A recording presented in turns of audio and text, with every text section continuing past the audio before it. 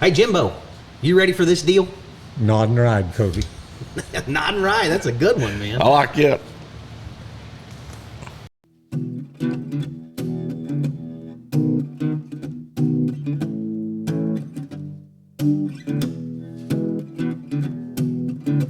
Old stories like long lost friends,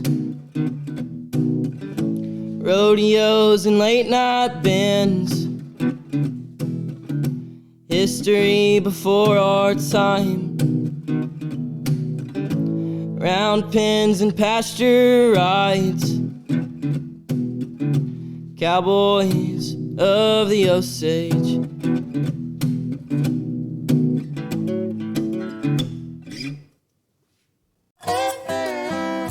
Howdy, friends and neighbors. Time once again for the Cowboys of the Osage podcast with your host, Jimbo Snively and Cody Garnett. Now let's sing a little bit about it. Cowboys of the Osage, riding once again. Always got some time for a friend. And here they are, the Cowboys of the Osage. Howdy, everybody. Welcome to another edition of the Cowboys of the Osage podcast, brought to you by the Ben Johnson Cowboy Museum and the Buck and Flamingo Turquoise Shop, both located right here in historic downtown Pawhuska, Oklahoma. Also, we got Shorty's Cowboy Hattery. Boy, howdy. Shorty makes a good hat. She does. Can't wait to get my new one in. They just measured me for a new hat at the Cowboy Hall of Fame the other day, Jimbo, and I'm real excited about it. She says she's going to make it special for me. She'll probably turn the front up like old Wishbone or something. Right. And I think you need that Clint Eastwood look. Yeah. But whatever she does, I'm sure it's going to look great. Yeah. Hey, everybody, it's old Cody here, and as always, I have my main man with me, Mr. Rodeo Historian himself, heck of a songwriter, philosopher, amongst other things, Jimbo Snively. Morning, Jimbo. Good to see you. Where are we at, and who are we talking to? Hey, Cody boy. It's a great day in Osage, and man, we're at the world famous Buck and Flamingo, and you've recently upgraded with some new display case, new lighting. It's just an awesome place. The biggest, best turquoise store in Oklahoma, bar none, and it really looks great. But anyway, we got our old buddy, Mr. Pearl Snap himself, Shawn Williams. It's been a couple of years since we've been right. talking Two or three. to Snap. 2 or 3. He actually co-hosted an episode one time when you couldn't make it down for one. And Yeah, down there by my I castle. remember. we Bluetoothed you in for a little while, Yeah, and the right. satellites got scrambled and lost you. But Cody, I was wondering, is Shawn an influencer? You know, I hear that word thrown around a lot. He'd about have to qualify as an influencer, wouldn't he? yeah, I would have to. He's a bad influencer, or what Well, he is. Have you that's ever what hung I out mean. with him? He's the first one we've had on. Have you ever hung out with him? And he's a true bad influence on me every time. He gets me to telling dirty jokes with him and Right. talking about this, talking about that. And then, I don't think then he he's talks gonna me be into pleased. doing something every time, Jimbo. Right. But anyway, he's a highly trained cowboy fashion reporter, makes some great chaps. He's been steer roper, team roper, probably done all the rodeo events, I'm guessing. BSer. I got it down, professional BSer. He's been a working cowboy on some of the finest ranches out west. And we're just tickled to death to have him. And we're going to chop it up with him, as the kids say. See what he's been up to and what he's going to be doing. So anyway, Shawn, welcome to the Cowboys You of the bet, Osage boys. podcast. I'm glad to be here. Good to see you two fellers. Yeah, well, it's good to Always see you. have fun here. Can you not hear me? Yeah, I can hear you Yeah, good. we can hear Probably you. hear me too loud. These Yeah. microphones work a little different. My wife says I talk loud. Yeah, well, Yeah, I he's think actually she- going I think to she is hear here Shawn, soft. not at the end of it. Yeah. Oh, is that right? Yeah. Well, I didn't realize You that set it either. up. It wasn't me. Well, some guy told me that I'm once. just here. I don't know. Yeah. I don't I'm know. just here. What are you going to talk about?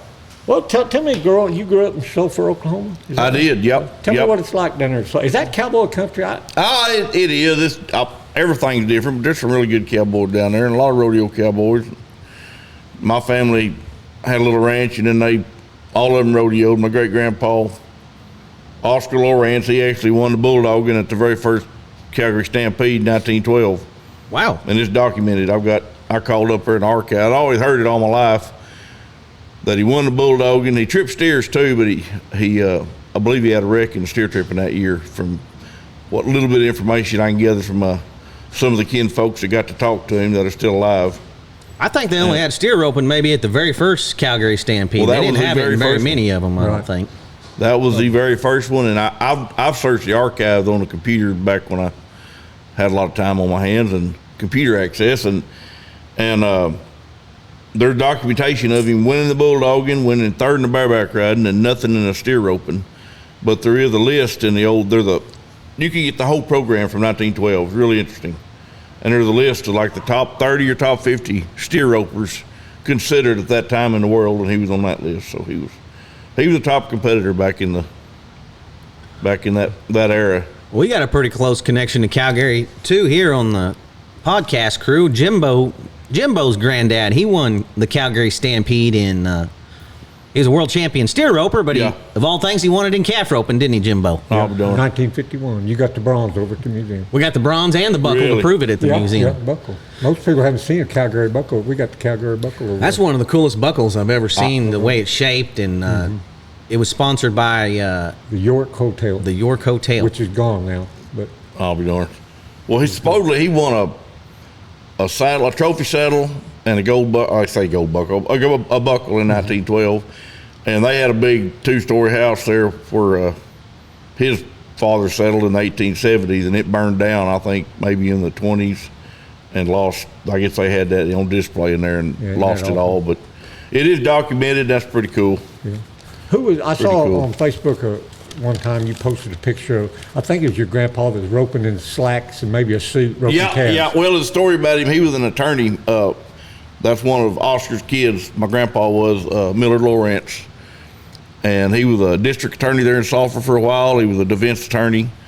And, of course, he had 4 brothers and a sister. All them boys grew up roping calves. Right. And Oscar actually roped to Stanford till he was probably late 80s, 88, 89.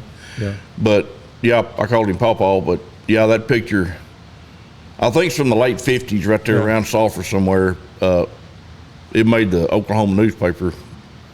But my mom tells the story of him. And he did it more than once, leaving trial and have a roping that evening somewhere around close and just wearing his suit and tie and roping it. And reminded me of the cowboy in the Continental suit always. Right, yeah. And anyway, Didn't you end up here a while back? You paid tribute to him and roped in a little derby hat and a my wife suit jacket and a tie and tied a steer down somewhere like that? Yeah, almost won the pasture trip, and Mike and Johnny Johnson put on. That kind of made me sick to my stomach. But, I cut a felt hat down to a 1-inch brim and wore a tie for Johnny. Johnny's a good friend of mine, and he likes eccentric stuff. I know you know Johnny. Oh, yeah. I've got some videos of me in that little hat, and I still wear it there at the house sometimes. My wife sure loves it. I may take it to Vegas with us this year. Yeah, well, Johnny Johnson, if y'all don't know him, we call him the Wild Man. Oh, man. So it's 2 brothers down there in the Velma, Ratliff City area, and one of them's a preacher, and one of them's a true blue wild man, just like every brother combo you know. And they are both cowboys to the core. Yeah, they're both great guys, too. Good as they come, too. And so's his son, Justin. He's a good friend of mine. Cowboy all the way. The great Joe Green came from Sulphur, Oh, too. I guess you knew him. Oh, kind of one of the best cowboys ever, I feel like. One of the best. He's a legend. Yeah. Guys like me. And made the finals in bull riding and steer roping. That's kind of an odd combination. Isn't there only 3? And I mean, not at the same time, but they like Shorty Garton and Phil Line. Aren't they the only 3? I think, as far as I know, there's only 3. That's it. That's all I know of. But well, we've done a lot of research on it, and that's the only 3 that's had that combination that we can find. Yeah, I think that's right. Yeah. To me, that's a true cowboy. You do the rush stock and the roping as good as he did. He made the very first NFR in 1959. Sure did. Yeah, that's on. And I saw him. They basically had to help him on his last bull. He was so hurt. It looked like, I mean, something happened to him at the first finals. And they said he had to miss 2 go-rounds. He got slammed so hard, like in the 5th round, he had to miss. Ain't it amazing those guys used to get on there with cracked skulls and broken arms, broken ribs. legs. Like, I was listening to Bill Smith's book here a while back, and he said it was a rite of passage if you fractured your leg you were expected by all the old timers to keep getting Get on your on. broncs. I'm like, I believe wow. it. I believe it. Wow. I know, they were tough. My grandfather said he shared a room with Todd Watley when they were traveling somewhere and shared a room with him. Said a bullet stepped on his head that night at Yeah. the rodeo. He said the whole side of his head was swelled up, one eye swelled shut. He said he never complained, never said Really? one word about it. Yep. Just went to sleep. See those old pictures of, I don't know if it's Bob Wagner or Freckles Brown at the NFR sitting there, and they got like a whole cast on their head. It's the craziest thing you've ever seen. Like, I mean, it's this big on their head. That's how padded their head had to Yeah. stay, because they had such a, I guess, cracked their I head don't or doubt something. it. Cracked The their old own man that melon. taught me how to bulldog was Herb Dalton from down there around Comanche and Duncan.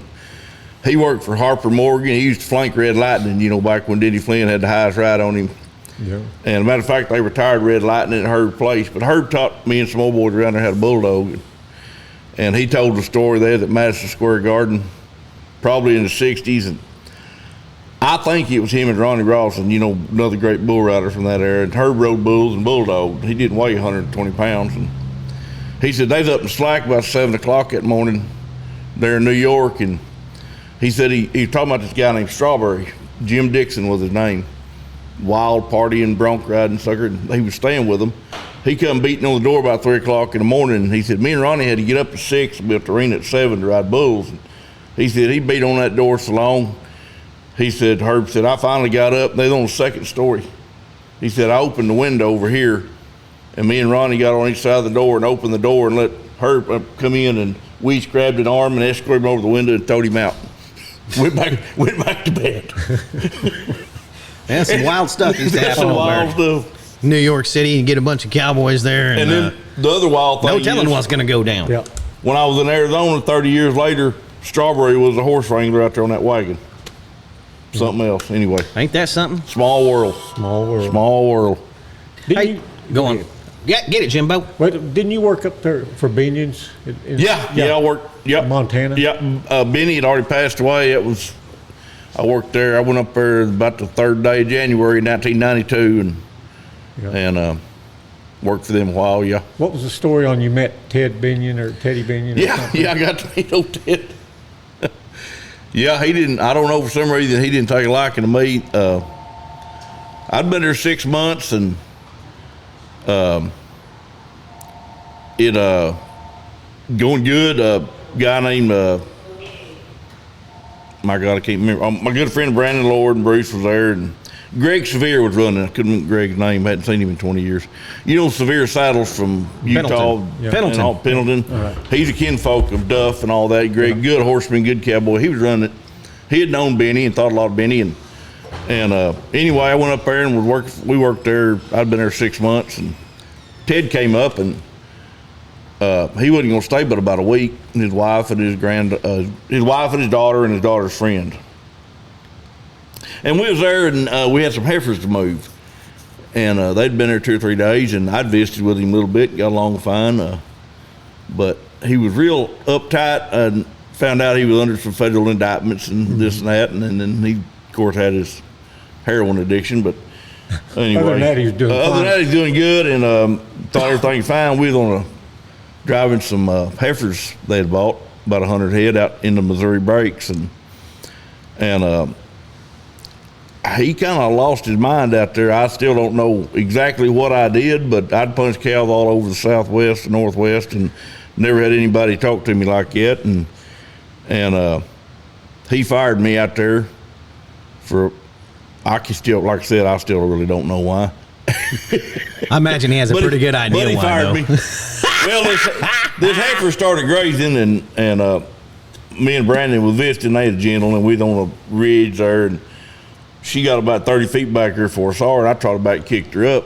And Ted was at the point over there, and he started screaming at me. And I really didn't know why, but I didn't appreciate it much, so I just quit when I got in that evening.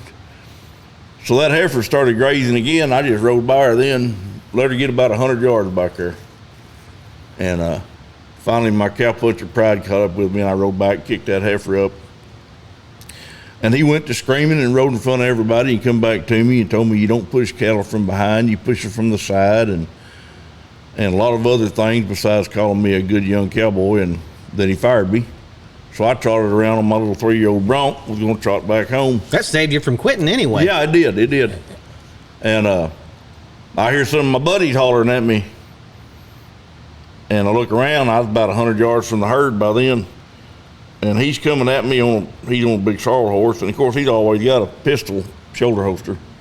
And I knew that. And me, I didn't pack a pistol. I wasn't much into gunfighting back then, or still not. You thought they went out with the stagecoach. He was at a dead run coming to me, and his hair looked like, you ever seen them pictures of Medusa? He didn't have a hat on, but he didn't do much hair combing.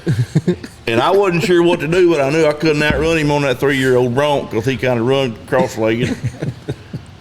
And I thought maybe I could step off his bronc and use my cat-like agility and young, youthful reflexes and let him hit that horse, because I figured he was going to knock me down, because I'd watched a lot of Westerns, Yeah, right. broadside So, you. yeah.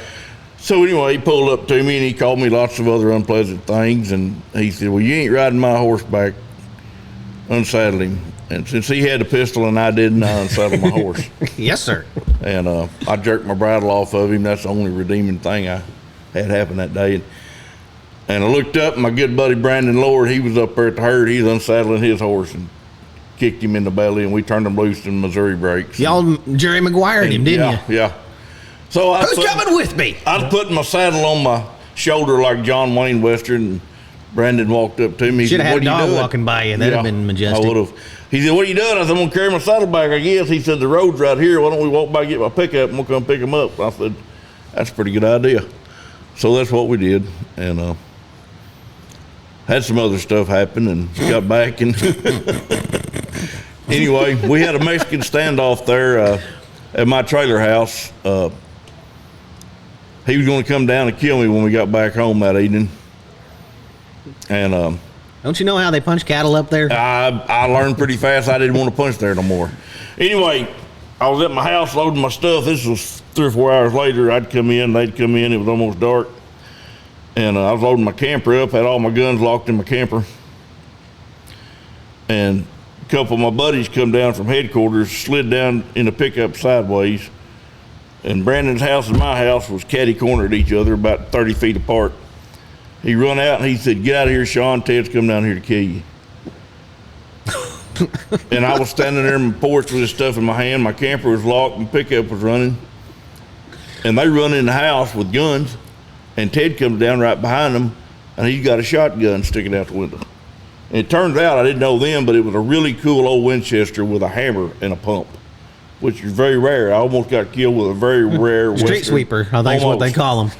Yeah, well, I didn't know that, more. But anyway, I'd peek out from behind my camper, because I said the keys were in the ignition, my guns were locked up in the camper, and I'd peek out again, and he's looking at me, and I wasn't sure what to do. I was 22 years old. And finally, my buddy Brandon came out of his house, and he talked to him a little bit. I thought, well, he's not going to kill us. So I walked on into his house. We called the sheriff. He finally drove off. I went and unlocked my camper and stuck a .357 pistol in my belt and my 30-30 beside me, and drove to Jordan, Montana to the bar, and walked in the bar with the pistol in my belt. And they served me. It was pretty Wild West back then. Yeah, Montana's the Wild West. At the West. Hell Creek Bar, yeah. And I sat there and drank for a couple hours with the pistol in my belt, talking to Ansel, the owner. I walked in there and I was going like that. I said, I need a shot of whiskey and a pack of cigarettes. So anyway, that's my gunfighting story. Wasn't very good at it. We got started off on the wrong foot. Jimbo was talking about how you're an influencer and a fashionista, I think is what they call them. And well, I'm a highly trained cowboy fashion reporter, Cody. If you want to okay, well, and a poet laureate too. I forgot that throw there. I need to hear about the shirt you're wearing. Then I wore one of my nicest pearl snaps that I have noticed that. today. I noticed that. This has a pecan ash base. Is that an Eli? I don't really promote anything because they don't pay me. Or is that a Wrangler? It's just a pearl snap. When Eli wants to pay me, I'll kind of resembles an Eli. We're going for the color. When you're a fashion reporter like me, you state the colors. And some people think I make these colors up. I just report on them. How do you feel about the ponchos? The have you colors those are yet? what they are. Have you wore the poncho shirts yet? I love them. I did a fashion report on those the other day. I really love them. I think you look like Captain Cowpuncher. when you wear one of those? Well, they got pearl snaps though. Do they have pearl snaps Yeah. on something? Well, then they they're all fine. got pearl Of snaps course. on the. Well, that totally redeems them then if they have pearl snaps on them. Yeah, they don't. They might got a change little my bit of a outlook. cape, but they do have the snaps. You know, I'm kind of old school. You know, I learned fashion in the '80s. Tom Ferguson, all the plaid wearing pearl snap guys, Roy Duval, and all them guys look really sharp, and that's where a lot of my fashion comes from. So. Oh, anyway, go But on you with are. what Anyway. you're wearing. I'm Well, sorry for interrupting you. Yeah, no, that's fine. You're good at it. This has a pecan ash base with some Mongolian snow leopard undertones and cinnamon tartar accents. I thought that was kind of obvious, but It's ravishing. I got to give you that. it It's- is. It is. It was a good choice for the It's- weather today and where we're at today. Absolutely, And stuff. absolutely. And it's good for events like this. It's not too electric. It doesn't take over the scene. It just kind of blends with both of you. Even though Jimbo doesn't have a pearl snap, it kind of blends and it draws everything in, makes it flow. Well, there's not You very were many wondering. Hawaiian print pearl snaps out there. They should make more of those. That would be awesome. I'd love it. What do you think about this one? Absolutely beautiful. That's kind of a tundra melody. It's kind of a vintage. Very very subtle. It doesn't take away from the guest, but it still says, "Hey, I'm Cody. Let's talk." I like it. All right. All right. Worked just for you. I thought it would blend Yeah. well with whatever you're wearing It for does. some reason. It does. And I'll have on a different one tonight later when I'm speaking on stage. What are you doing in town, actually? Well, we're here for the Women's Ranch Rodeo Finals. World Championships of World Women Ranch Championship. Rodeo. World Championship. Yep, I can't wait. My wife and I have a vendor booth, and we'll be selling some of Shawn's shitty chaps and some nice purses and lots of other stuff. And my book. And bump, bump, bump. I've And actually read you- that book, and it's a great book. Well, I highly appreciate recommend it. that. And he made it out of special paper that Right, it's extra soft. It's extra soft, so it doubles as a good toilet paper Yeah, if you ever put need it in the one. bathrooms. You're running out of toilet paper. I like to be useful. Where Like the all Wind my stuff Blows. to be Great useful. book. And Yeah. you said you got a new one I coming got out. one coming out hopefully before December. We're working very hard on it right now. My mother-in-law's typing it up for me because I got most of it handwritten, and I write really big and really sloppy, and I'm gonna over big time. And then last 2 weeks ago at Canadian Texas at the Tom Butler bronc riding, I got to meet the artist Teal Blake. You know Teal? I know you've heard of him. Yeah, I've heard of him. Yeah, man. And I contacted him, super nice guy and one of the best artists going, and he's letting me use some of his artwork to illustrate it. He's going to be on the cover. I'm really excited about that. Is it and, going to be poems mostly? Or Mostly poems, and well, I did for a while. I got real bored a few years ago and did a bunch of cowpuncher definitions, and I don't have none of them memorized, so don't put me on the spot, Jimbo. Okay. I'm getting old, but I read really good, so I read a lot of stuff. I can't memorize it, but it's going to be a combination of poems, cowpuncher definitions, and a few stories. Give us a couple examples of some definitions, if you would. Yeah, Cody, I'll have to read them in here because I can't remember them. As soon as I write something down, I forget it. I want to hear a couple definitions. All right, let me find them here. You need to talk and to fill in some dead space here while I'm looking this up. If you're wondering why I'm sitting You weird, kind of spring this on. I Oh, here's got one right here. Never I mind. sheared the end of my tailbone off here I know. not too long ago. Completely sheared off the tip of my tailbone. I don't know if I want to hear about that story. Well, I was tuning on my daughter's roping horse, which is Oh. a little Appaloosa pony, and I got on him. He was rearing up in the box with her a little bit. She has a little 12-inch saddle, and Yeah. just the tips of the soles of my shoes went in the stirrups, actually. And I thought, damn, I might ought to go put my boots on or change saddles or something, but Yeah. You just went ahead and went on with I got the on thing. him. I saw my dad get on him the day before and run a calf for her. He about fell off that day, actually. He probably scotched on his front end and he about went over the front in that same little saddle I was Yeah. in. Anyway, I get on him and I'll score a couple and he's doing good. And I said, Yeah. Ellie, this little booger couldn't hurt you if you tried. And exactly 2 seconds later, he rears up big time and walks out of the box and comes down real hard. And the very tips of my soles of my shoes came out of the stirrups right then, and I started going over the front of the saddle in the rope box. And as I was going over, the horse, Yeah. Little Bull, our good little Appaloosa that couldn't hurt you if you tried, Yeah. he rears up again, gives me a saddle horn enema right then and there. I hate to get too graphic, but to see the actual saddle horn bruise, you had to spread my cheeks apart to see it. Had You a doing some perfect horse circle. training. Anyway, I went on for about 3 weeks there, and I was griping around that it really hurts bad and this and that. Yeah. And my wife swore up and down it You was broke just your ass. bruised. You Yeah, broke your I ass. did break it. And then she swore up and down it was bruised. And I'd be all right because she bruised hers Yeah. skiing last year, and Yeah. she got through it. So I got to thinking I was a big weenie, and Yeah. it's just a little old bruise back there. Well, I would end up going to the doctor 3 weeks later, and I definitely did break the whole end of that thing off. Almighty. So I bet that is painful. and they can't do anything to it. You They need gave one me a of them couple donuts or Tylenol. something. Well, I got one and I forgot it. Did it change the shape of it, or I didn't notice when you was walking off? Well, walking's fine. Cosmetically, Standing's you're still fine. okay. Sitting, Okay. sitting's real As bad. long as you look sometimes. good, you'll make it. But luckily, this shirt's making me feel better just wearing this Well, this fancy pearl snap today. it kind of eases the pain as far does as me ease and the Jimbo pain. are concerned. Yep. All right, here's one. I just, of course, defined some of the common cowpuncher words that maybe the common layperson that's never punched cows used before. Like the holdup is wherever the drive is supposed to end up or ends up ending up. It could be a set of pins, a fence corner, a canyon rim, or wherever the crew gets part of the cattle to stop. Sometimes in Arizona, a drive leader will drop off men in a circle of thick stuff and tell them to look for smoke in a certain direction. When he got to that area, he would build a small fire, and you drove whatever stock you found towards the smoke and then tried to get a hold of them out in open, if there was any open. Sometimes the holdup contained a few gentle type cows and 2 or 3 big steers on the end of 30 feet nylon. Stuff like that. And rung the nail. You ever rung the nail? Well, maybe. More than likely, I have. You never heard that term though? Well, it's embarrassing, but no. I don't think I have any. It's Byron really, Rocker the was reason real many- upset we didn't know what a step back gate was or something like Oh, that. Well, the first time I heard was reading Will James' book years ago, but I've done it a couple times since then. Well, I've only read 2 It's books in leave- my whole life. Yeah, so. well, I looked at a lot of pictures in the Will James book. Will too. Rogers, The Boy Roper, and Amarillo Slim, Memoirs of a Gambler. The 2 books that I've read. That's I'm all you going- need to know that is in life is impressive. those 2 Shaped books. your life, that's- didn't it? It did. It did. That is pretty impressive. So the original definition of rung the nail in the Webster's World Dictionary is the bells of a church are rung to announce someone's death.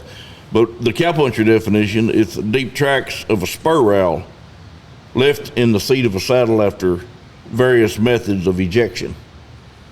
So tracks such as this show the cowboy was committed to whatever task he was undertaking, from riding a rank horse to being jerked down roping to rim firing a tree. This means his legs were wrapped securely around his mount, his feet deep in the stirrups, staying hooked till the end of whatever happened. So, Yeah, I've rung the nail before. so I figured you hadn't heard that term maybe. So Right. I was very proud of them spur tracks I left in saddles because I was still alive after I did it. So I didn't work at those big, majestic outfits like you did to learn all this, Sean. you probably didn't have them big old giant rowels like I did either. So what's the deal with riding in front of someone? What's going on with that? Well, it's cowpuncher etiquette, and I didn't learn it till I went down first. Sure enough, place I worked on with cowpunchers was pitchforks. But a guy named Sam Brown I worked with at Wyoming kind of told me about some of it, and it sounds like it's just respect and all that, and it is. But when you're working cattle, whether you're in a set of pens or you're around the herd or you're out in a 10-section pasture making a drive, when you drop some people off, you drop them off here, and the guy that's dropped off one spot, this guy on both sides of him, that's where he stays. That's why you're making a net to gather these cattle, and you're not leaving your post. Yeah, they call it a wagon wheel, don't they? Well, we Some never places. did, but you don't ride in front of nobody or behind them on the drive. When you get to a gate or a pen, and it keeps everything smooth and working, you go to a gate, the guy over here on this side or this side starts, and you filter through in and you keep your spot. Everybody knows where everybody is. It's kind of like a military operation from what I've been told. I've never been in the military, but it works. And it goes even so far as around like the wagons. You're around the bullshit fire, the cook fire. You don't, if you get up from your egg crate or whatever you're sitting on tree stump, you don't walk in front of everybody between the fire and them. You go around them, and it's just respectful, and it keeps everything working. And it's kind of unwritten rule. And you don't ever, like I said, in the pens or around the herd, you don't come in the herd unless you're sorting or cutting and right in front of anybody between them and the cattle. So it's just I was watching an episode of that Ultimate Cowboy Challenge or something, and they were all just sitting around BSing on their horse, and the guy just rode his horse in front of everybody. They weren't even doing any cowboy work, I don't think. And they about got in a fight because the guy rode his horse in front of the other guy's horse. Yeah, it's a big. It can get to like. I don't think it should be enforced to like team ropings and things like that. But when you're working cattle, it makes sense, and that's where it came from. And it's an old rule. I mean, I don't know how far it goes back. Probably 1800 when you don't trail drive, but basically.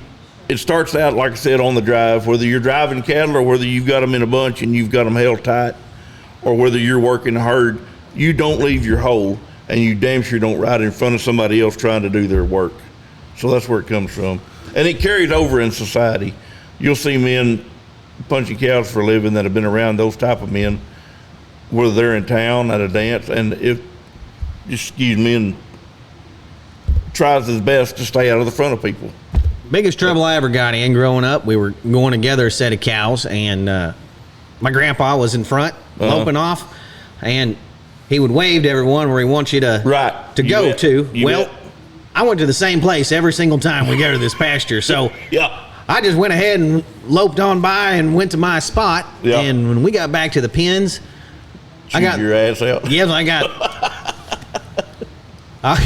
I was pretty used to getting my ass chewed out anyway, but I couldn't figure out why, and later in years I learned that that's just definitely cowboy etiquette. You're not supposed to do that. Well, you left your hole open. It's like a hole in the net. Well, I knew where I was supposed to go. That's the thing. Yeah, but where he put you, nobody was there. Correct? He was going to put me where I was headed, but he hadn't told me to go there yet. But he hadn't told you to go there yet. Exactly, I got you, yep. Exactly, but I got you, yep. I think he was just trying to prove a point to me and let me know what I should be doing. I've had several of those attitudes like that when I was younger, and I appreciated them. Anyway, that's that part of it.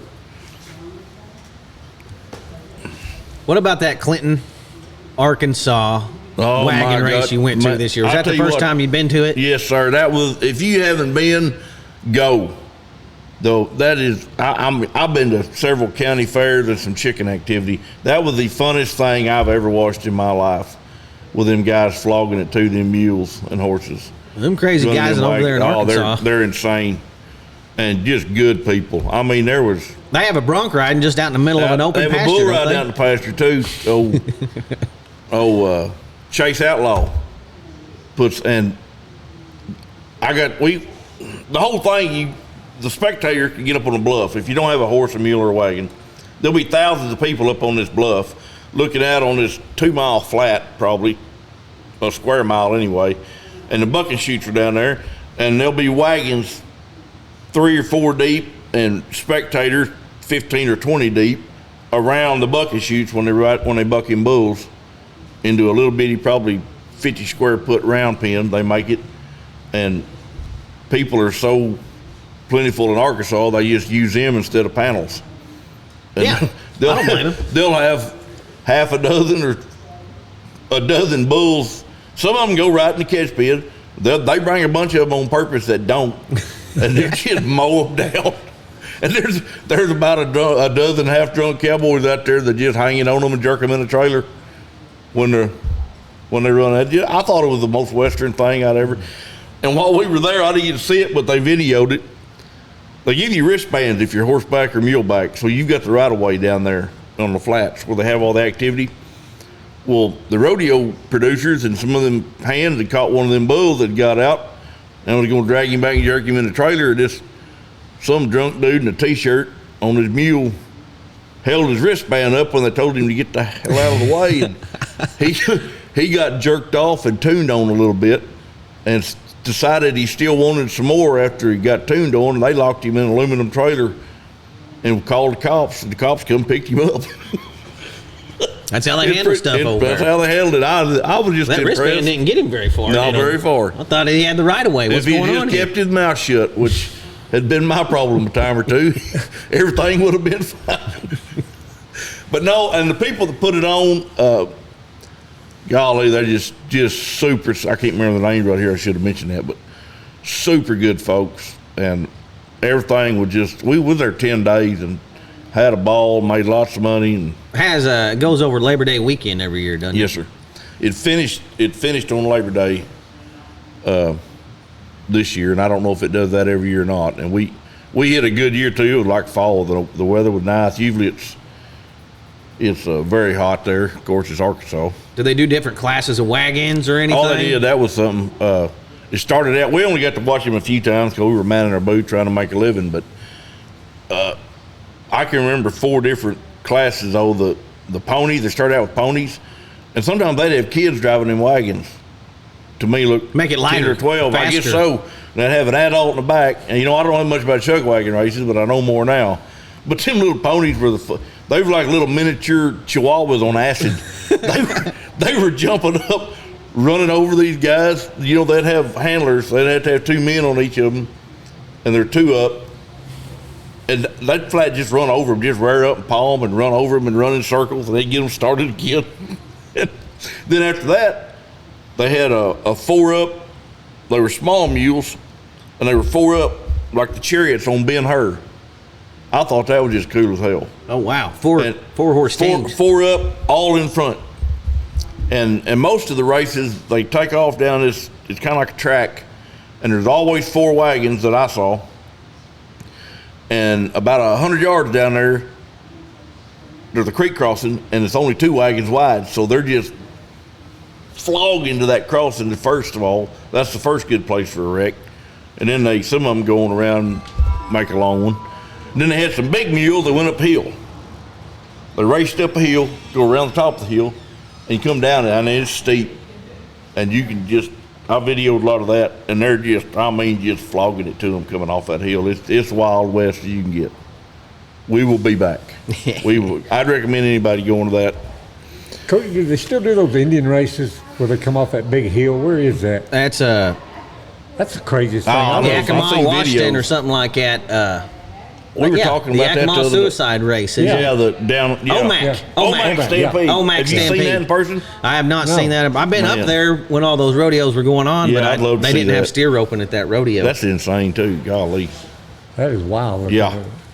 I saw a picture in this old Pendleton Roundup book that I bought about the history of it, and they had full hitch teams with stagecoaches doing races around the Pendleton Roundup track. Full stagecoaches.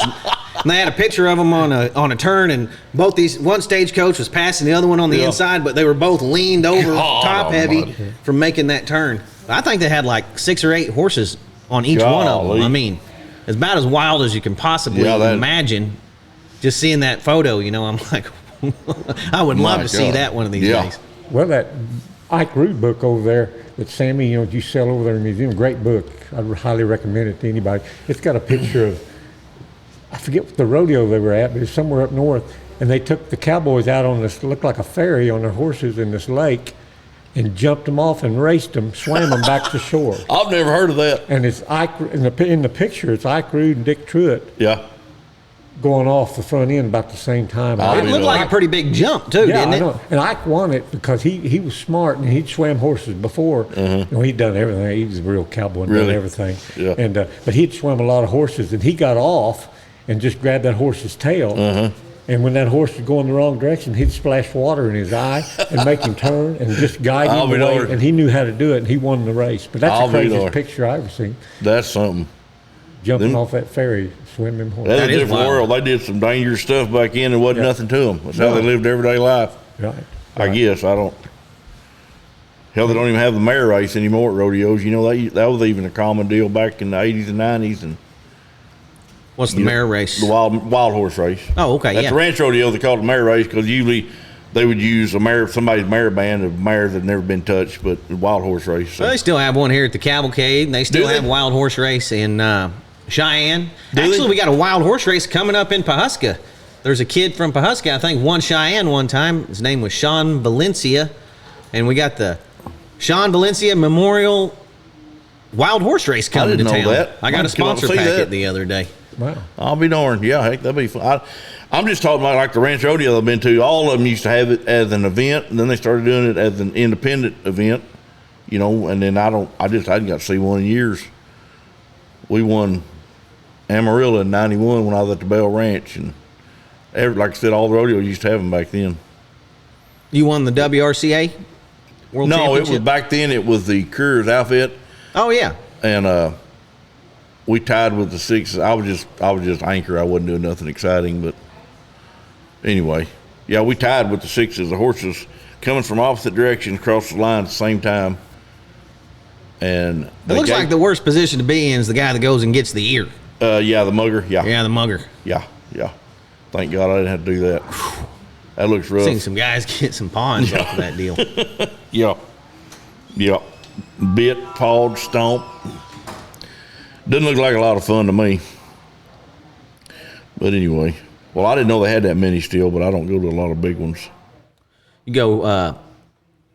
You told me earlier you're headed to Vegas in December. Yeah. What are you gonna be doing out there? I'm trying to remember, Western Folklore Center, whoever puts on the Elko National Cowboy Poetry Gathering in January, that association, they contacted me, or I contacted them, but they, a good buddy of mine, Ty Skyver, that we coerced on some Western Horsemen. Well, when I had my cartoon in the Western Horsemen, Ty's the artist, Ty's a boot maker, makes some of the best boots. A lot of NFR rough stock riders wear Ty's boots, a lot of guys, and he sells them, and he's going to have a booth out there at the same hotel and be in part with the National Cowboy Poetry Gathering.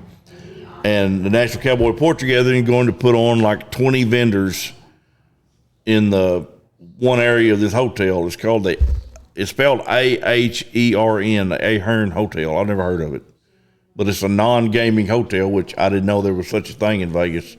I figured the Baptist churches had casino slot machines in Vegas, but yeah, non-gaming hotel. This hotel is a non-gaming, and anyway, so I called them. They give us a really good deal on the booth room package for 5 days. So we did that. Talked to the little gal that's over that, really receptive, and was really interested in my book and all this stuff, and hadn't heard of me, and they're having an open mic, and I'm going to get on there. R.W. Hampton is going to be playing. A lot of the famous poets are going to be out there, and we're going to have our booth set up. And then my good buddy Ty, he had a podcast agreement with somebody, and they backed out on him, and he called me the other day, and I still got my podcast equipment and haven't done one in a long time. But it looks like I'm going to be doing a podcast with Ty co-hosting every day from the Ahern during the finals. And I don't know if it's going to be on my Facebook yet or on the National Cowboy Poetry page on Facebook yet. We're still working that out, but we should do podcasts, and I'll be advising people, and you can share it. But right now, that's what it looks like. And then we're going to be hosting a watch party, me and Ty, from the hotel every round during the finals too. So that'll be exciting. What hotel is that again? It's called the Ahern, A-H-E-R-N. I guess that's how it's pronounced, but I know that's how it's spelled. I checked on it. So that'll be exciting. And I guess we're going to have a booth here, like I said, this weekend. And then Thanksgiving weekend, we're going to Florence, Texas, to Keith's place. It's a bar, and they're having a ranch rodeo. It's on private property, big bar, big dance hall. It's awesome. Dusty Green owns it, and it's going to be a big ranch rodeo and a matched horse race like they have at Abilene. I'm going to be announcing the matched horse race with my good friend Bo Smith. And if you're down there around the Florence area on Thanksgiving weekend, Friday and Saturday, that's going to be a lot of fun too. You going to Amarillo this year? Oh, yeah. I don't have a booth, but got my press pass. You going to be walking around doing? We'll be at large, yes, highly mobile. Roving fashion reports? Highly mobile, yes, all week. We'll be doing fashion reports. I may get down behind the bucket shoots this year and do some. I hadn't decided yet, but we'll be in the rodeo, do some live feeds like we always do, and see who we can find, visit with them. Your chap company. Yeah. You wrote a Do you know what you wrote about your Shap company by heart? Shawn Shitty Shaps, Shittiest Shaps? I wrote lots of things about them. They're gluten-free. They're sustained up to 260 mile an hour winds. They're almost bulletproof. Water resistant, not repellent. They can almost stop your saddle from leaking if worn correctly. They can be worn with pants.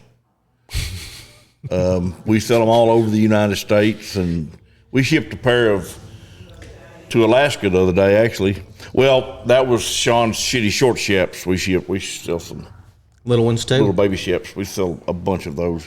That's my wife's idea. She's a genius. Yeah, somebody from Alaska bought a pair of them the other day, so that was interesting. We ship Shaps to, that rhymes too, ship Shaps, but I ride a lot. It's kind of natural for me.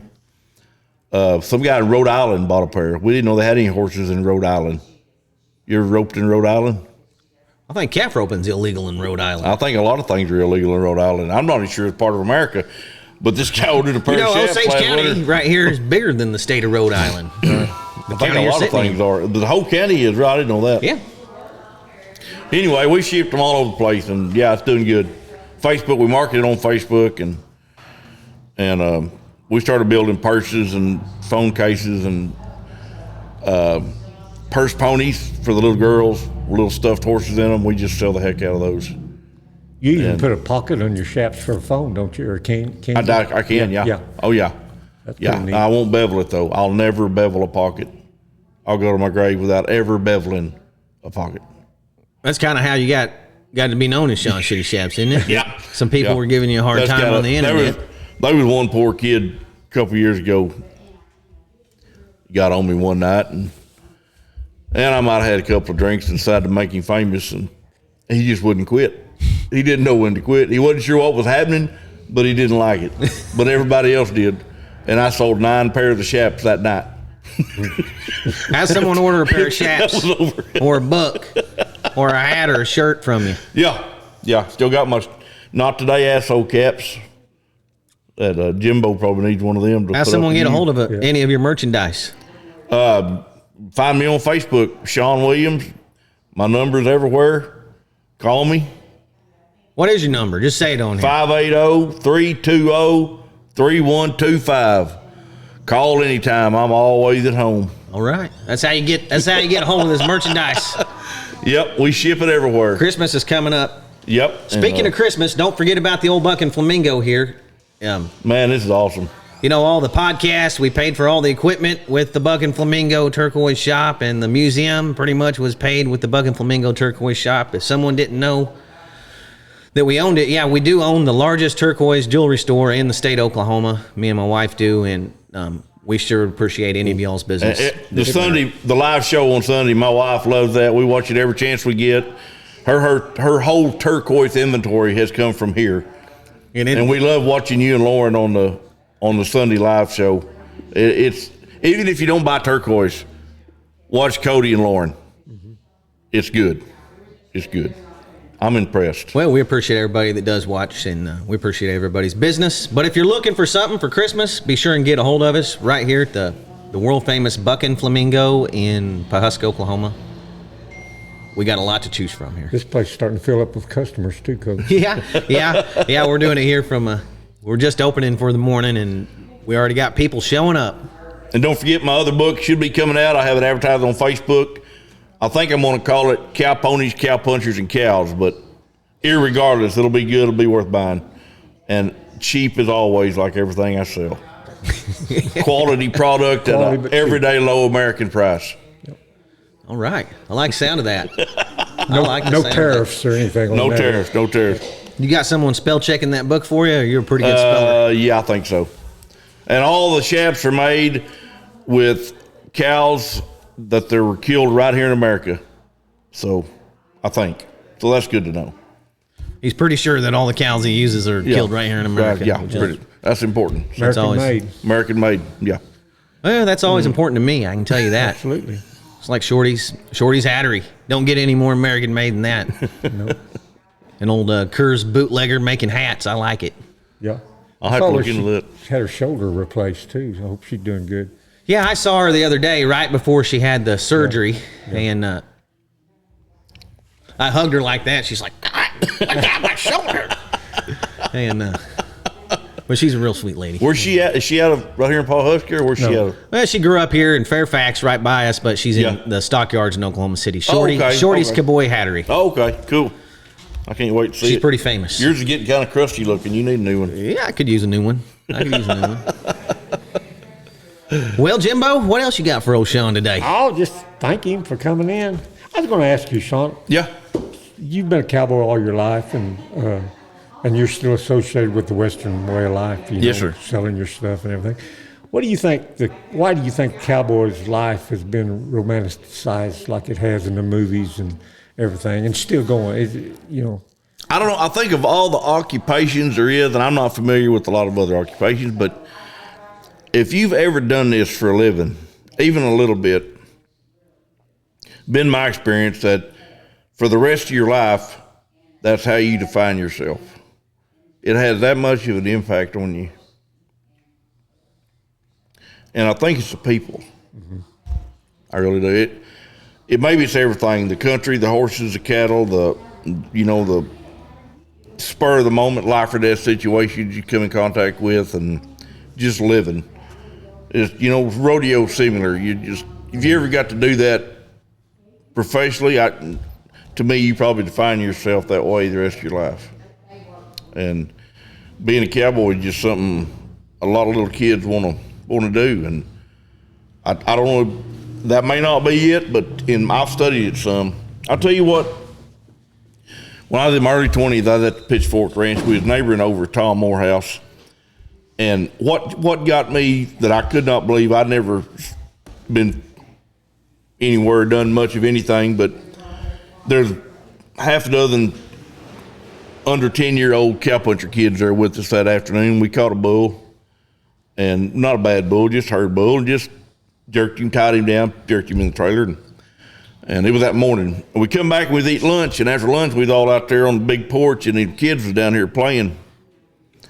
And they was playing bull roping with some of their big toys, horses and bulls and cowboy toys. And this one was saying, well, I'm Kenneth, well, I'm Shawn. And I thought, that's something a kid's saying, he wants to be me. So, I don't know, I got hooked then. That's pretty cool. That's a pretty good explanation. Yeah. I like it. For sure. Yeah. I like it. Yeah. It's, you're right, it's been written about, movied about, and still talked about. Yeah. And I don't know, there's something there. Mm-hmm. I don't know if anybody could define it permanently, because it's probably different for everybody, but that's pretty much mine. Yep. I like it. It's a good life. I like it. It's a good life. Anybody that's passionate about this Western way of life, that's what I'm talking about. Yeah. Me too. Yeah. That's what we're all about at the Cowboys of the Osage. That's right.